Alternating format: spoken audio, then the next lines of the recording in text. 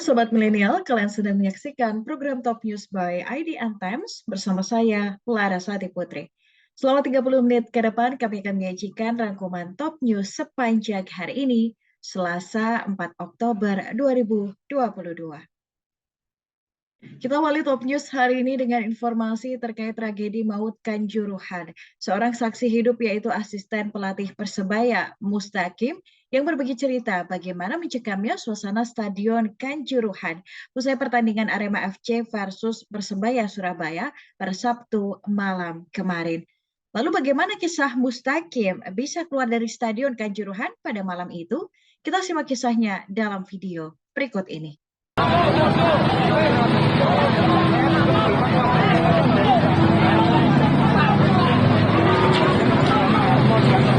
Setelah peluit panjang ditiup oleh pengadil lapangan, para pemain, pelatih, hingga ofisial tim Persebaya langsung lari ke ruang ganti. Mereka mengantisipasi adanya kerusuhan dan benar saja, sesampainya di ruang ganti kerusuhan itu pecah. Teriakan, umpatan, lemparan, hingga letusan gas air mata terdengar dari ruang ganti tim. Karena kondisi ini, pemain yang ingin mandi di area ruang ganti pun dilarang. Alhasil, mereka diminta untuk masuk ke kendaraan barakuda atau rantis dengan kondisi seadanya. Membuat kita agak senang kan karena kita juga ada menang, itu kan bisa menghibur kan. Harapan kita ketika kita ganti base itu supaya pemain, ya bayangkan 3 jam kita biasa habis pertandingan santai, nggak ada makanan juga kan situ kan. Kita kan cepet-cepetan itu. Memang sedikit panik gitu. Tapi itu harus dilakukan. Pemain nggak trauma? Nggak ada, artinya ya memang trauma ya sedikit ya. Artinya sebagai pemain profesional dan itu pasti kita hadapi. Ada beberapa pemain saya itu hanya 2 kali loh, yang ada 2 pemain yang baru main seperti itu. Lainnya orang baru semua di Kanjuruhan ini, pertandingan besar. Untuk pemain asing gimana? Pemain asing baru pertama kali dan dia bilang, wow, very crazy dia bilang. Itu naik barakuda sampai mana Mas? Sampai Surabaya, Sampai sampai Mes. jam berapa tiba di Surabaya? Setengah tiga kira-kira. Itu yang kram siapa aja Mas ketika di barakuda? Waduh, saya nggak tahu karena tapi saya dengarkan ya nggak banyak sih, cuman memang ya kecapean kan. Terus terang memang kita biasanya habis itu kan santai, kita berdoa, kita makan dulu sebentar. Ini ganti baju aja Mas. Itu si Vidal itu kok ya istilahnya peliket ya. Orang bule kan bersih kan. Ya habis itu biasanya mandi dulu, shower, santai. Itu enggak. Langsung ganti baju, langsung pergi. Bayangin. Ya mungkin dia selama hidup sepanjang hidupnya belum bersekali nih. Mustaqim pun merasa prihatin dengan tragedi maut di Kanjuruhan ini. Ia berdoa agar semua supporter yang meninggal dunia, amal ibadahnya diterima Tuhan Yang Maha Esa serta diampuni dosa-dosanya. Selain itu, semoga kita semua bisa mengambil hikmah dalam tragedi kerusuhan itu. 2 pemain Persebaya, Koko Ari dan Alta Bala berbagi cerita ketika meloloskan diri dari tragedi Kanjuruhan pada Sabtu pekan lalu. Menurut mereka, para pemain tidak sempat melakukan selebrasi kemenangan atas Arema karena sampai di ruang ganti langsung dievakuasi dengan kendaraan taktis Polri keluar dari stadion. Berikut petikan kisahnya. Salah supporter, salah aparat juga, tapi ya kita patut mendoakan yang terbaik buat para korban dan yang dirawat di rumah sakit supaya cepat kembali pulih lagi. Semoga amal ibadahnya diterima Allah. Mas, kemarin kan ketika pulang pakai rantis ya Mas, dari Malang sampai Surabaya Mas, gimana Mas rasanya sebagai pemain setelah bermain terus gak ada istirahatnya langsung berangkat pulang pakai rantis? Ya kemarin kan habis peluit panjang bunyi, anak-anak semua, teman-teman semua langsung disuruh untuk masuk ke dalam. Cuma dikasih waktu 5 menit sama kepolisian terus naik ke rantis itu. Tapi sampai luar masih ketahan sampai kira-kira setengah 12 baru bisa keluar dari Kanjuruhan dan langsung menuju ke Surabaya tanpa kembali ke hotel. Ketika di kendaraan nggak sempat kram atau gimana Mas kondisinya? Kalau untuk saya sih ya sedikit kram, tapi ada teman-teman yang juga kram juga ketarik gitu. Dan ya, gimana lagi kan posisi lagi kayak gitu, pokoknya pentingkan keselamatan dulu lah daripada kenapa-napa. Trauma nggak Mas dengan kejadian kayak gitu, suasana yang mencekam ketika pertandingan? Kalau trauma sih enggak sih, cuma ya agak sedikit takut aja. Apa yang disampaikan ke keluarga korban kemarin dengan adanya suatu itu? Untuk keluarga korban, semoga diberi kesabaran, ketabahan, dan ikhlas. Semoga diterima di sisi Allah. Amin. Ini kan Indonesia terancam kena sanksi FIFA, sebagai pemain timnas juga seperti apa? Tim atau seperti apa? Ya tadi juga dari pagi coach Abang Takim tadi nelpon katanya ngajak sholat maghrib bareng.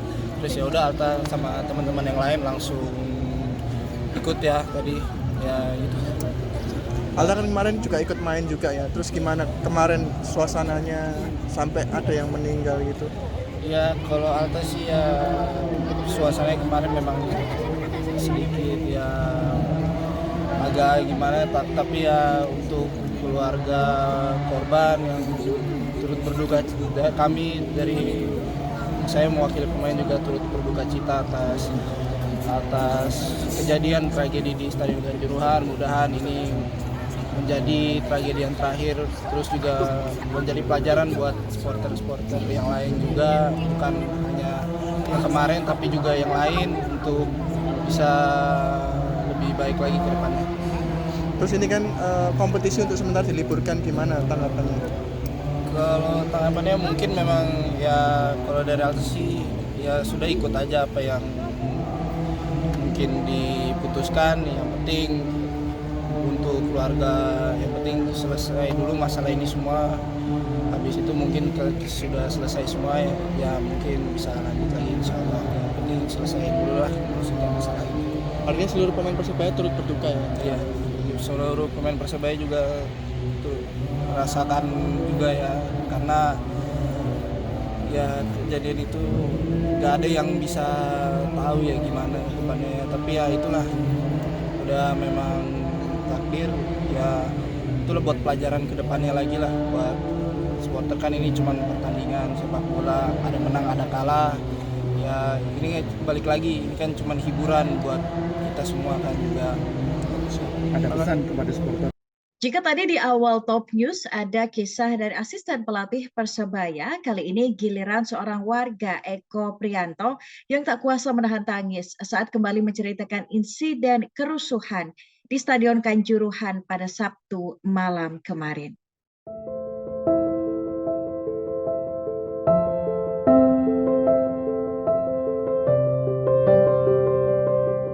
Pada saat itu, Eko yang berada di luar stadion harus melihat di depan mata kepalanya sendiri detik-detik puluhan korban menghembuskan napas terakhir. Awalnya, ia melihat pertandingan dari televisi di warung kopi di dekat Gate 10. Mulanya semua berjalan seperti biasa. Wasit meniup peluit panjang tanda pertandingan berakhir. Tak berapa lama, ia mendengar suara pintu stadion seperti dibuka paksa. Kemudian beberapa orang keluar dari stadion. Dari harapannya distrik bawah, Kabupaten bagian barat. Sebetulnya saya mau cerita gak kuat mas. Saya benar bahwa tanggal 1 Oktober saya punya tiket, tapi saya tidak masuk. Saya ada di luar stadion. Eko pun sempat meminta tolong petugas medis untuk membantu mengevakuasi. Saat ia meminta tolong kepada seorang polisi, polisi tersebut tidak menolongnya karena takut terjadi sesuatu yang tidak diinginkan. Usai petugas melakukan evakuasi, Eko pun meninggalkan stadion dengan pikiran yang kacau. Ia khawatir dengan kondisi keluarga. Sementara itu, sebanyak 30 orang korban tragedi Kanjuruhan masih menjalani perawatan di RSUD Saiful Anwar, Kota Malang pada hari ini. Rata-rata sejumlah korban dirawat lantaran mengalami gangguan pernapasan. Direktur RSUD Dr. Saiful Anwar, Dr. Kohar Hari Santoso menyebut dari 30 orang yang dirawat, 7 diantaranya dirawat di ruang ICU. Mereka juga mengalami luka berat seperti kesadaran menurun. sesak napas, hingga patah tulang. Sementara sisanya yakni 23 orang mengalami luka ringan. Mantan Kepala Dinas Kesehatan Provinsi Jawa Timur tersebut menambahkan, RSUD Dr. Saiful Anwar telah menerima 56 korban luka-luka tragedi Kanjuruhan. 26 diantaranya telah dipulangkan. Sebelumnya, RSUD Dr. Saiful Anwar juga telah menerima 21 korban meninggal dunia. Menangani 21 jenazah untuk mengidentifikasi sudah kami lakukan. Kemudian ada 56 korban yang hidup yang masuk ke UGD ini. Alhamdulillah 26 diantaranya sudah bisa pulang, 30 masih kami rawat, 7 diantaranya masih ada di ICU, yang lainnya di high care dan intensive care. Jadi sekali lagi kami merasa bahwa ini adalah semangat baru kami dikunjungi. Sementara itu ribuan supporter Persebaya bonek memadati kawasan Tugu Pahlawan Surabaya sekitar pukul 19 waktu Indonesia Barat kemarin. Mereka menyalakan lilin bersama dan juga memanjatkan doa. Lilin-lilin yang menyala tersebut merupakan wujud bela sungkawa bonek pasca tragedi kerusuhan Kanjuruhan yang merenggut 125 Aremania. Tak hanya menyalakan lilin, para supporter Persebaya juga menundukkan kepala untuk memanjatkan doa. Doa terbaik untuk para korban, keluarga yang ditinggalkan, serta sepak bola Indonesia ke depannya agar dapat berbenah. Koordinator bonek Green North yakni Hussein Gosali mengatakan saat ini bonek tak lagi memikirkan rivalitas dengan Aremania. Baginya yang meninggal dunia dalam tragedi adalah saudara setanah air. Lebih lanjut ia menegaskan bahwa sepak bola tidak boleh di atas segalanya, terlebih sampai menghilangkan nyawa. Kita beralih ke Bali, masih terkait tragedi Kanjuruhan yang menjadi duka bagi seluruh insan sepak bola di Indonesia. Tak hanya klub-klub di tanah air, melainkan penjuru dunia turut menyampaikan bela sungkawa atas peristiwa ini. Presiden FIFA Gianni Infantino secara terbuka menyampaikan duka cita atas tragedi yang menelan 125 jiwa tersebut. Ia menyebut tragedi ini merupakan kegelapan bagi sepak bola. Klub-klub dan juga supporter sepak bola Indonesia menggelar aksi solidaritas dan doa bersama atas tragedi ini. Seperti di Stadion Kapten Iwayan Dipta, Kabupaten Gianyar, Bali pada Senin malam kemarin, para supporter, pemain, hingga manajemen Bali United menggelar doa bersama. Selain itu, aksi yang digelar juga menjadi renungan bagi seluruh pecinta sepak bola tanah air untuk kembali memahami bahwa sepak bola adalah hiburan. Doa bersama yang digelar di Stadion Kapten Iwayan Dipta turut dihadiri berbagai elemen fans Bali United, termasuk supporter Arema FC, Persebaya, PSS Sleman yang ada di Bali. Mereka berbaur mengenakan pakaian serba hitam, sembari menghidupkan lilin sebagai tanda bela sungkawa. Kapten tim Bali United, Fadil, menyampaikan bela sungkawa mendalam atas tragedi tersebut. Pemain dengan nomor punggung 14 itu berharap agar peristiwa duka yang melukai sepak bola tersebut menjadi yang kali terakhir terjadi di Indonesia. Sobat Milenial, jangan kemana-mana, Top News akan kembali dengan informasi fakta terbaru terkait penembakan gas air mata di tragedi Kanjuruhan.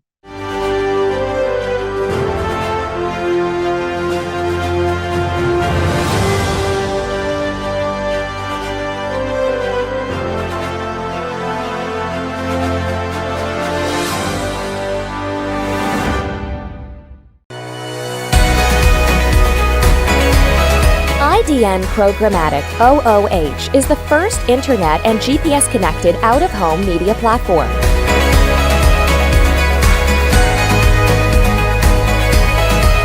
Creating public-private partnership with the city we operate in, we utilize taxis and ride-sharing vehicles for distribution and scale.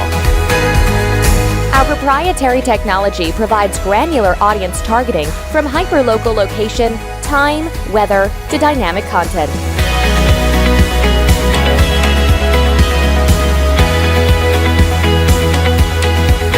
We bridge your digital life to real life.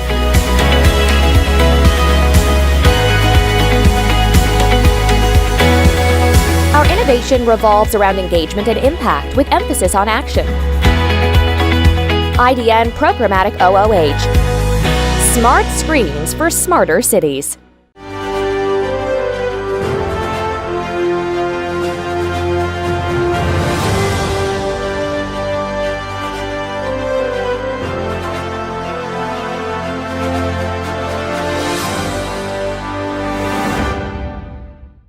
Terima kasih masih bersama Top News. Kapolda Jawa Timur Irjen Niko Afinta saat jumpa pers yang tadi bersama Kadif Humas Polri dan Wakil Gubernur Jatim menyampaikan permohonan maaf atas tragedi Kanjuruhan dan kekurangan aparat polisi saat melakukan pengamanan. Kapolda Jatim juga berjanji akan menindak anggotanya yang bersalah setelah proses kemanusiaan telah selesai dilakukan. Berikut kita simak pernyataan Kapolda Jatim Irjen Niko Afinta. Penegakan hukum pada siapa saja yang bersalah setelah proses kemanusiaan selesai, apalagi untuk anggota yang bersalah. Kemarin sudah diumumkan Pak Kadif Humas dan tentunya proses ini sedang berjalan. Saya selaku Kapolda ikut prihatin dan turut menyesal sekaligus minta maaf di dalam proses pengamanan yang sedang berjalan. Kasihan korban, jadi ada 125 korban yang meninggal dunia dan ada 300-an yang dirawat. Bapak Kapolri memberikan perhatian secara khusus kepada seluruh korban yang meninggal dunia maupun yang sedang dirawat dengan memberikan bantuan perawatan kepada setiap korban dan kami serahkan kepada dengan pemerintahan provinsi, kabupaten, kota Malang terkait dengan perbaikan sarana-prasarana maupun kendaraan yang sudah sedang rusak. Sementara itu, Komisi Kepolisian Nasional atau Kompolnas menemukan fakta baru di balik tragedi Kanjuruhan. Anggota Kompolnas Albertus Wahyu Rudanto menduga ada pelanggaran prosedur pengamanan pada laga Arema versus Persebaya itu, terutama saat proses pengendalian massa pasca pertandingan. Kompolnas juga menemukan tidak ada perintah menembakkan gas air mata. Tapi mengapa anggota polisi menembakkan gas air mata ke lapangan dan juga ke kursi tribun penonton? Berikut kita simak pernyataan anggota Kompolnas Albertus Wahyu Rudanto saat jumpa pers yang tadi di Malang. Ya, ada tindakan-tindakan preventif yang sudah dilakukan dari internal kepolisian. Kompolnas melihat secara prosedural sudah dijalankan. Nah, kejadiannya pada saat selesai pertandingan sudah disiapkan juga barakuda. Jadi barakuda ini yang biasanya untuk pengamanan ini disiapkan juga untuk membawa pemain, sehingga desainnya, perencanaannya begitu pertandingan selesai pemain dimasukkan ke barakuda untuk langsung keluar demi pengamanan. Ini pertimbangannya adalah pertimbangan keamanan. Memang itu tidak lazim dalam pertandingan sepak bola di seluruh dunia, tidak lazim karena yang namanya pemain selalu harus menggunakan bis miliknya, tetapi sudah disiapkan. Tetapi dalam pelaksanaannya, barakuda tidak bisa keluar karena masa di luar sudah sangat banyak. Jadi itu hambatan yang kesulitan. Kemudian ada kejadian satu adalah mobil nggak bisa keluar. Sementara yang kedua di dalam ini juga ramai.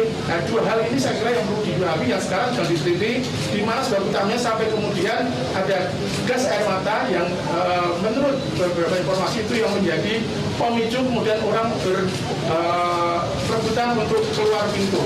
Itu yang menjadi temuan kami untuk kebijakan penyidikan, artinya yang pro justisia sudah dilakukan oleh teman-teman dari Barreskrim yang bekerja. Untuk tindakan apakah ada pelanggaran disiplin sudah dilakukan kebetulan Kadif Propam ada juga di sini oleh mereka. Kami Kompolnas melihat proses penyelidikan ini berjalan semua dengan sesuai dengan on track. Itu kira-kira dari kami. Setelah ini kami akan ke stadion untuk lihat mana pintu yang tertutup, mana alurnya, escape-nya dan sebagainya. Kemudian juga soal tiket, karena begini, penjelasan dari internal polisi, jumlah yang dikerahkan itu 2.000 orang.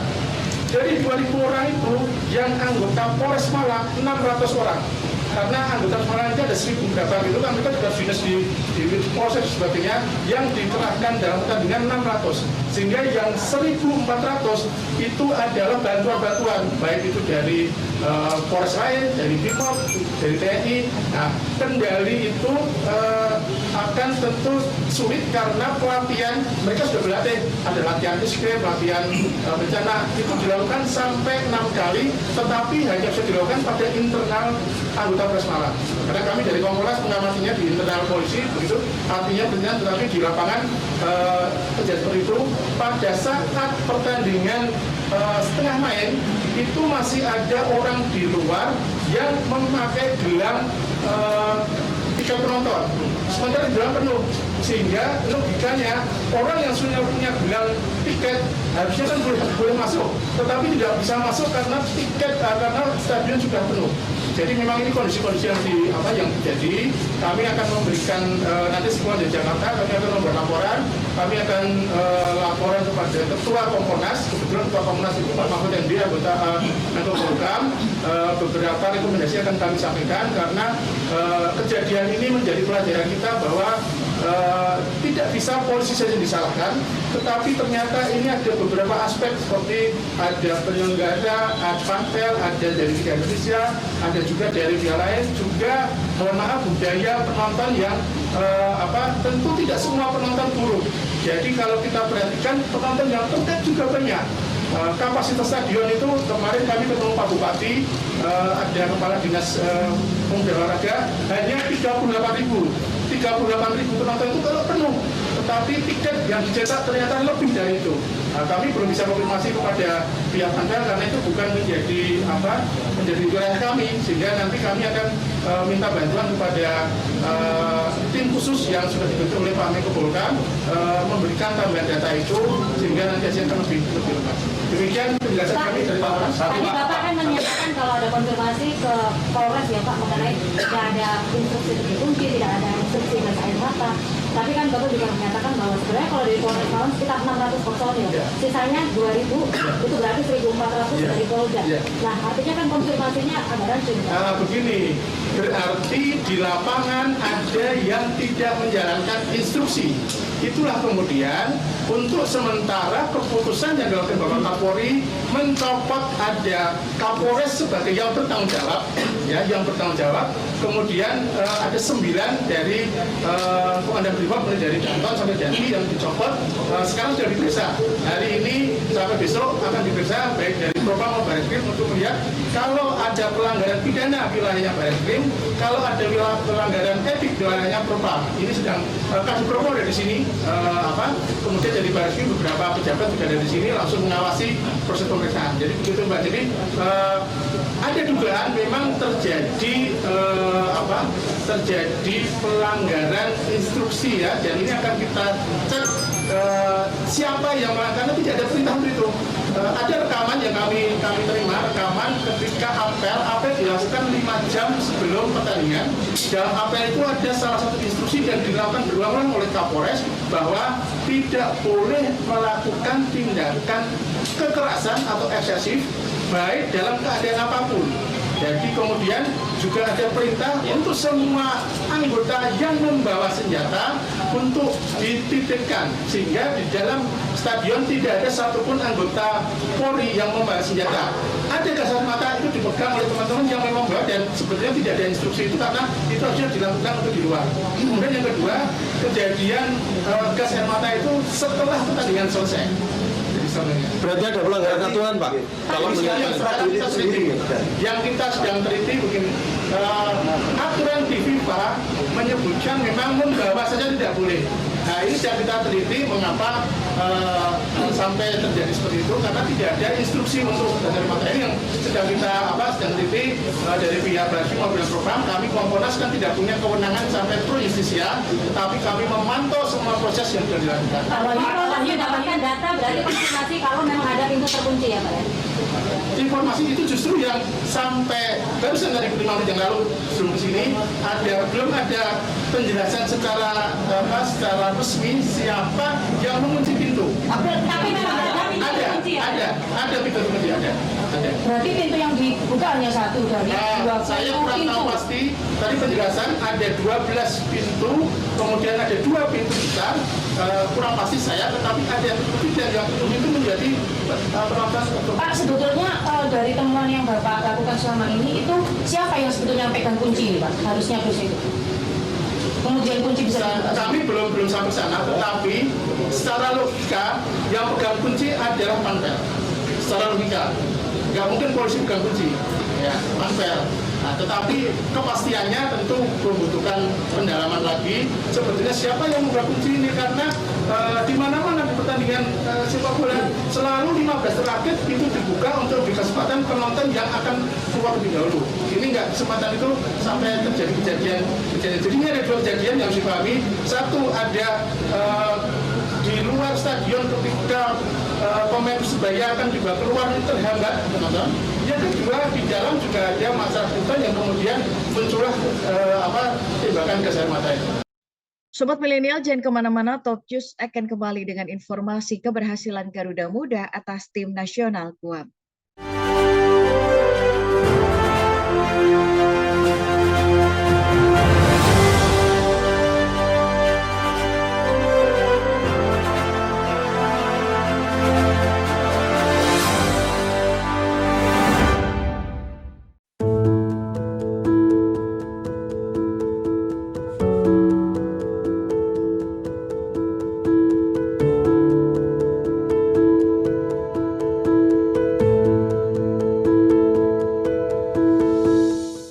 Halo teman-teman community creator semua, kalian apa kabarnya nih?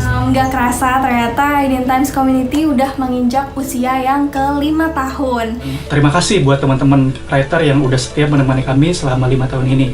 Banyak banget pengalaman seru yang kita alami bareng-bareng, mulai dari nulis dan ngedit artikel, terus ada kompetisi nulis, bahkan sampai kemarin ada acara Indonesia Writers Festival 2021.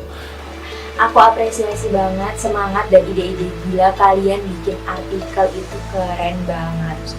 Tanpa kalian semua, pastinya IDN Times Community nggak bisa sampai di sini loh. Terima kasih karena kalian sudah bersumbangsi dalam upaya mencerdaskan kehidupan bangsa melalui tulisan kalian. Tulisannya semakin berwarna karena kalian. Terima kasih untuk pertanyaan, keluh kesah, cerita yang dibagikan, saran, kritik, dan masukannya untuk IDN Times Community. Karena pesan dan kepedulian dari teman-teman ini juga lah IDN Times Community bisa sampai sejauh ini. Jadi kita bisa berbagi ilmu, terus bisa saling belajar. Jadi jangan mikir kalau komuter saja yang belajar, editor juga belajar banyak kok dari kalian. Jangan patah semangat saat tulisan kalian direvisi atau direject. Belajar menulis kadang memang butuh waktu yang tidak singkat. Ingat, what doesn't kill you makes you stronger. Kami harap teman-teman community writer semua masih terus berjalan bersama kami ke depannya. Teman-teman community writers IDN Times dimanapun kalian berada, tentu kita bersyukur bahwa kalian sudah menemani kami semuanya di IDN Times Writers selama 5 tahun terakhir. 2 tahun terakhir ini memang luar biasa berat, pandemi COVID. Mungkin di antara kita ada yang sangat sulit ya, tetapi saya tahu lewat menulis, menuangkan kreativitas, ini bisa menjadi salah satu upaya untuk tetap bersemangat bersama ya. Semoga kita bisa pulih bersama dan ternyata kreativitas dan tulisan-tulisan itu menginspirasi dan menemani pembaca dari IDN Times, khususnya community writer. Jadi mari kita bersyukur dan mari kita pulih bersama, pulih lebih kuat. Selamat ulang tahun ke-5 untuk IDN Times Community. Let's create what matters.